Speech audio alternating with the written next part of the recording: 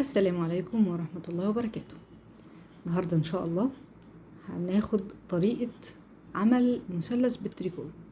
احنا كنا خدنا المرة اللي فاتت الدايرة، والنهاردة إن شاء الله هناخد أو هيبقى الجزء التاني من الأشكال اللي هو شكل مثلث.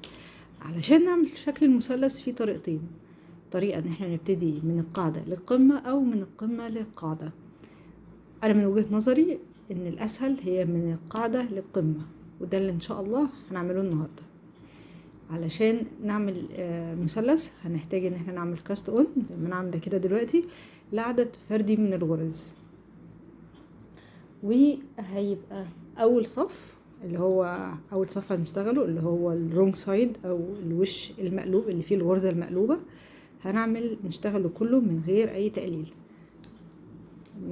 اي تقليل، لان احنا هنبقى بنقلل في الوش العدل اللي هو كل الغرز بتاعته عدلة.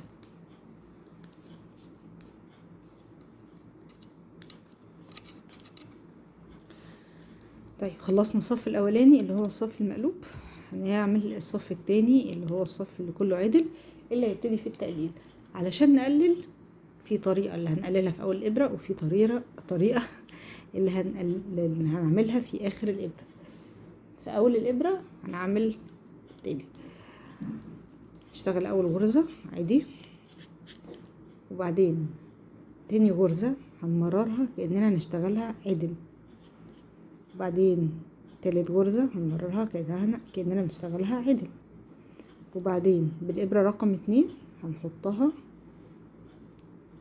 في الغرزتين اللي احنا مررناهم بالشكل ده، بعد كده نشتغلهم عدل بالطريقة دي. تمام، وبعدين هنشتغل بقية الصف عدل حتى آخر 3 غرز. وطبعا الاختلاف في الطريقة اللي أول الإبرة واللي آخر الإبرة ليها علاقة بشكل الميل اللي هيحصل مع التقليل. لما بنقلل في أول إبرة بشكل الميل رايح كده، لما بنقلل في آخر الإبرة شكل الميل بيبقى رايح كده. طيب احنا دلوقتي في آخر 3 غرز هنعمل فيهم ايه؟ هنشتغل الغرزتين دول كيتو توجذر أو 2 مع بعضيهم غرزة عدلة، وبعدين هنشتغل دي لوحديها. وبعدين هنعمل الصف المقلوب من غير تقليل، ونرجع تاني نعمل صف التقليل.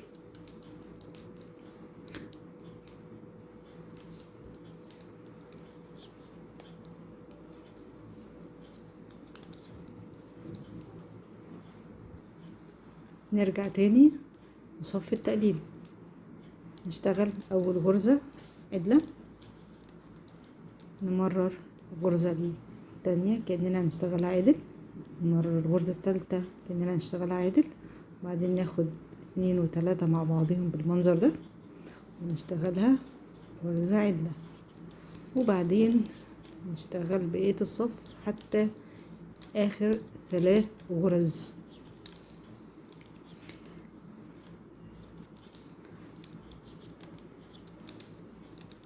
يبقى احنا كده عندنا صف المقلوب والصف العدل هو اللي فيه التقليل. ماشي، اخر 3 غرز نشتغل 2 مع بعضيهم، بعدين نشتغل دي الاخرانية دي لوحدها. طيب هنكرر الصفين دول لحد ما نوصل لقمة المثلث، وبعدين نرجع مع بعضنا تاني من بداية الغرزة. نشتغل أول غرزة عدلة، نمرر الغرزة التانية والتالتة كأننا هنشتغلهم عدل، وبعدين ندخل الإبرة رقم 2 فيهم ونشتغلهم عدل. هنكمل آخر الصف آخر 3 غرز هنشتغل غرزتين مع بعضيهم، و الغرزة الأخرانية نشتغلها لوحدها، وارجع لكم بعد كده.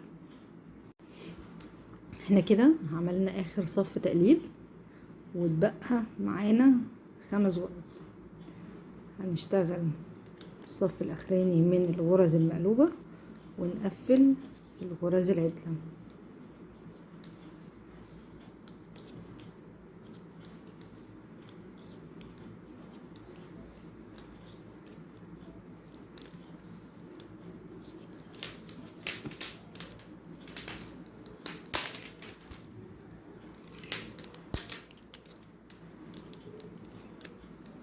نقفل بنفس الطريقة اللي احنا بنقفل بيها كل الشغل، بالعدل فقط.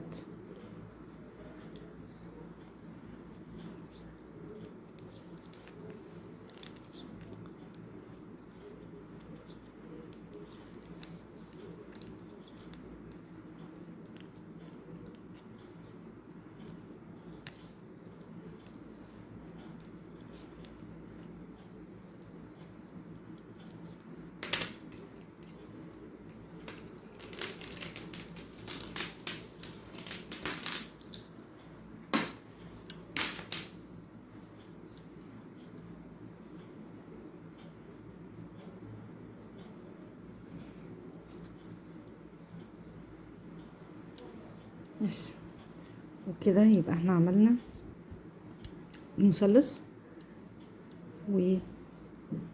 واعتقد طريقته كانت اسهل من الدايرة، يمكن علشان احنا بادئين عاملينها بالطريقة الاسهل اللي هي من القاعدة للقمة. و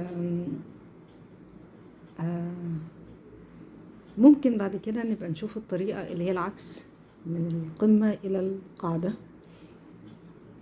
اتمنى ان يكون الفيديو بتاع النهاردة كان مفيد وعجبكم، ووضح لكم الصورة بشكل كويس، بشكل سهل. وبفكركم متنسوش اللايك والشير والسبسكرايب، علشان دعمكم مهم جدا بالنسبة لي. بالتوفيق.